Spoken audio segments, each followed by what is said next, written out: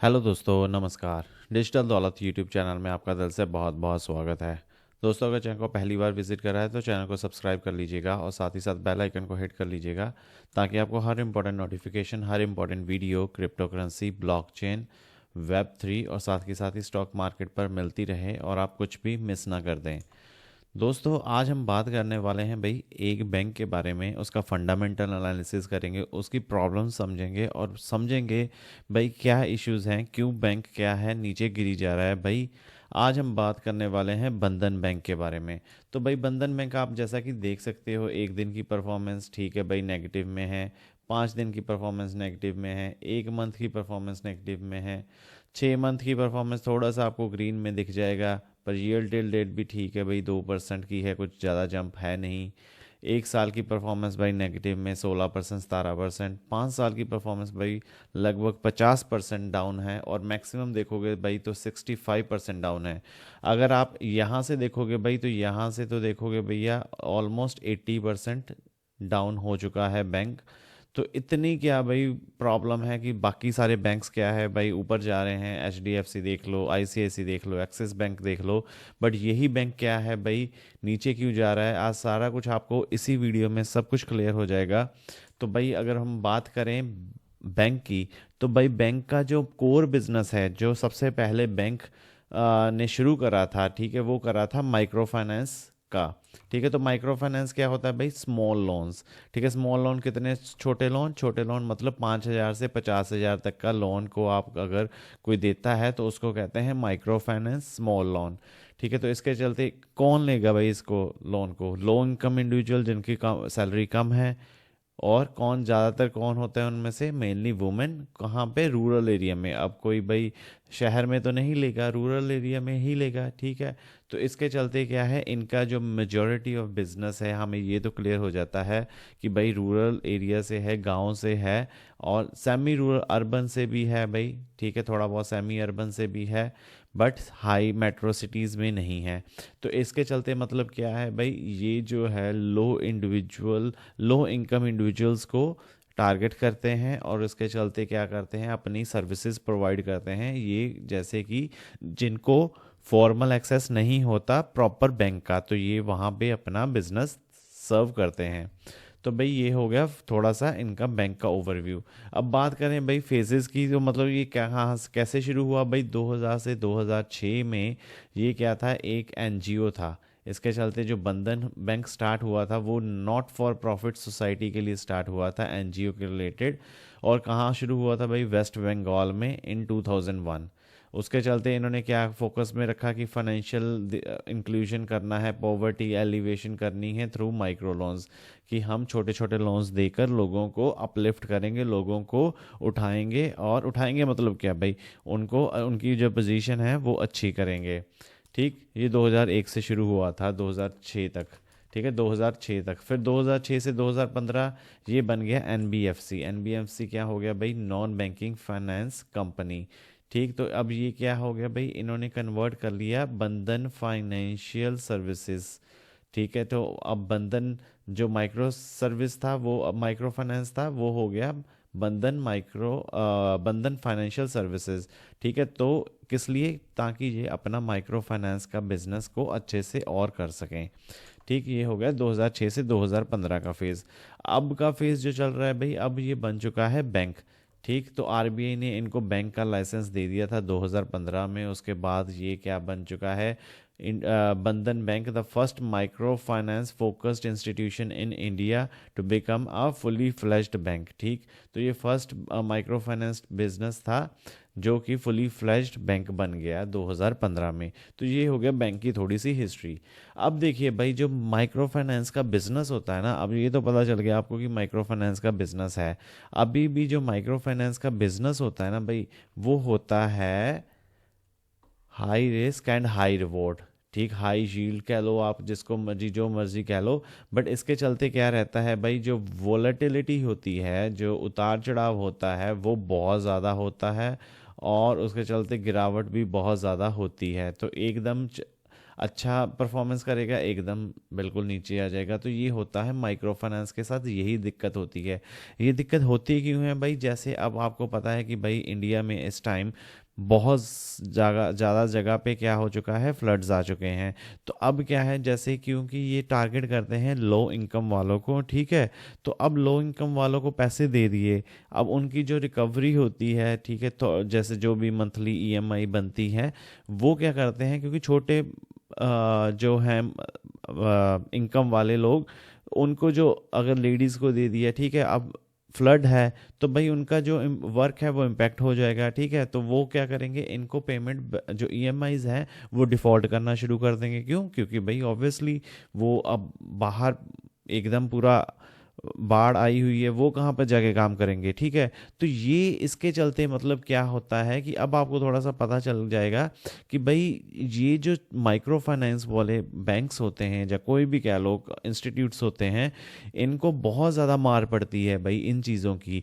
अगर तो भाई इनकी जो ईएमआईज अच्छे टाइम टू टाइम आते रहें तो क्या होता है, इनको बहुत ज़्यादा अच्छा रिवॉर्ड मिलता है। अगर नहीं, अगर ऐसी कुछ गॉड डिज़ास्टर, जैसे कुछ डिज़ास्टर हो जाए, ठीक है, मैन मेड हो चाहे गॉड मेड हो, ठीक, तो कोई भी डिज़ास्टर हो गया तो इनका जो बैंक का जो बुक है, लोन बुक है, वो पूरा ही पूरा ख़राब हो जाता है।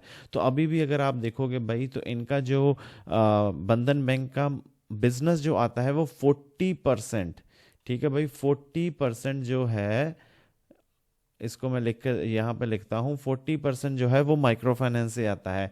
इसके चलते अब आप यहाँ पर देख सकते हो कि भाई जो Q1 FY26 है, उसमें इनका जो जो ईयर ऑन ईयर बेसिस पे गिरावट देखने की मिली है वो है 65% की मिली है। तो बहुत बड़ी गिरावट है भाई। क्यों? क्योंकि भाई आपको रीज़न अब पता चल गया है, क्योंकि ये माइक्रो फाइनेंस है और इसके चलते इनको काफ़ी दिक्कतों का सामना करना पड़ रहा है।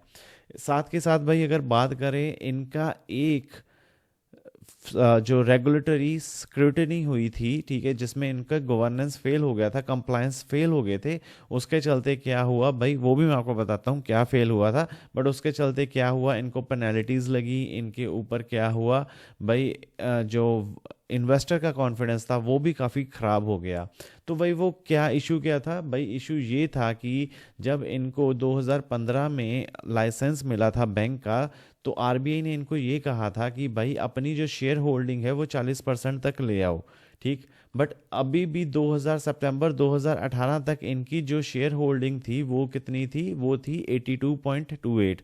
तो इसके चलते क्या हुआ भाई कि जो आरबीआई ने थे इनको पेनल्टी लगाई। और पेनल्टी क्या थी भाई, इनका जो आरबीआई ने क्या करा कि बेंच की ब्रांच को एक्सपेंशन के लिए रोक ही दिया भाई, जब तक उनको फर्दर नोटिस नहीं मिलता, ठीक। तो अभी क्या था कि भाई पहले जैसे एक्सपेंड हो रहा था बैंक, अब क्या हो गया कि जो कोई भी ब्रांच है वो खुलेगी नहीं जब तक इनको आरबीआई से अप्रूवल नहीं मिलेगा। तो ये होगी एक पेनल्टी। और दूसरी पेनल्टी क्या होगी भाई कि इन्होंने बैंक को ये भी कहा था कि जो सीईओ की जो रेमुनरेशन क्या होती है भाई, जो सैलरी होती है, इसको रेमुनरेशन भी कहते हैं।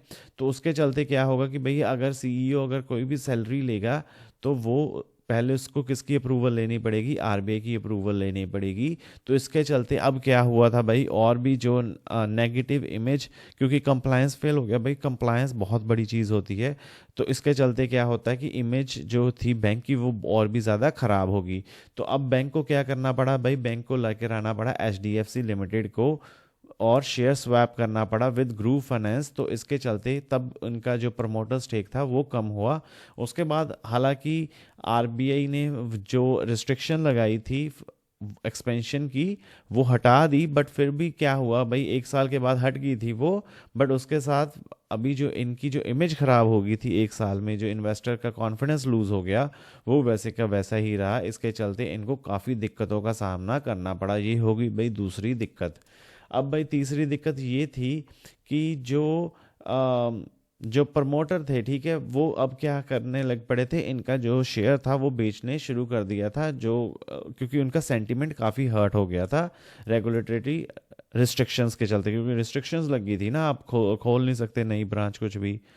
अब क्या हुआ भाई, अब रिसेंटली नवंबर की बात है, जो लीडरशिप ट्रांजिशन हुआ, जो इनका फाउंडर एंड सीईओ था ना, उन्होंने क्या करा भाई, रिटायरमेंट ले ली और उसके चलते इनको एक इंटरिम सीईओ लेकर आना पड़ा, जिसके चलते क्या हुआ और भी अनसर्टेनिटी क्यों हो गई थी बैंक में। इसके चलते जैसे कि अब आप यहाँ पर देख सकते हो कि भाई अभी जो सीईओ है बंधन बैंक का वो है भाई पार्थ प्रतिम सेन गुप्ता। तो ये इन्होंने अब कब ज्वाइन करा, नवंबर 2024 में ज्वाइन करा था, after the retirement of MD and CEO Chandrashekhar Ghosh.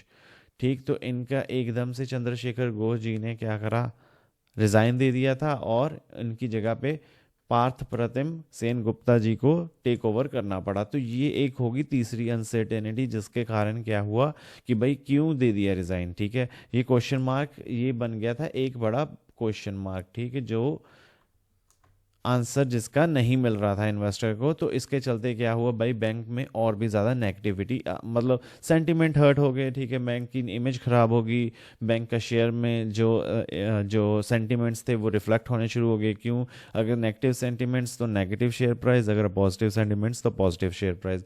तो इनके चलते अभी नेगेटिव सेंटिमेंट्स हो गए थे तो प्राइस गिरना शुरू हो गया था। अब भाई हम देखें तो भैया इन सभी को ज्वाइन करके देखें, प्लस करके देखें भाई। देखिए, ठीक है, एक तो माइक्रो फाइनेंस है, ठीक, इसको प्लस करो, रेगुलेटरी कंप्लायंस फेलियर हो गया, इसको प्लस करो। ठीक है, प्रॉफिट भी क्या हुआ, क्योंकि अब जैसे हमने देखा कि भाई एकदम से प्रॉफिट अप एकदम से प्रॉफिट डाउन, तो इसके चलते क्या हुआ, इसको भी प्रॉफिट शॉक्स को भी प्लस कर दो और सीईओ का भी जो है जो एकदम से रेजिग्नेशन दे देना, इन सभी को प्लस करके आप देखोगे तो भैया कॉन्फिडेंस प्रॉब्लम फॉर इन्वेस्टर तो आएगी ही आएगी। ठीक है, तो इसके चलते क्या हुआ भाई, जो ओवरऑल जो हमने अभी देखा कि जो 70% 80% शेयर क्रैश हो चुका है, वो इन्हीं कारणों के कारण क्रैश हुआ है भाई। तो यही जो मेन कारण है जो शेयर को उठने नहीं दे पा रहे, एक तो लॉस पे लॉस और ऊपर से जो गवर्नेंस फेलियर है, ऊपर से जो सीईओ रेजिग्नेशन है, ऊपर से जो अभी भी इंडिया की सिचुएशन है, जैसे कि बारिश हो रही है, बाढ़ हो रहे हैं। तो ये काफ़ी अच्छा बड़े फैक्टर्स हैं जिसके कारण बैंक काफ़ी प्रेशर में है।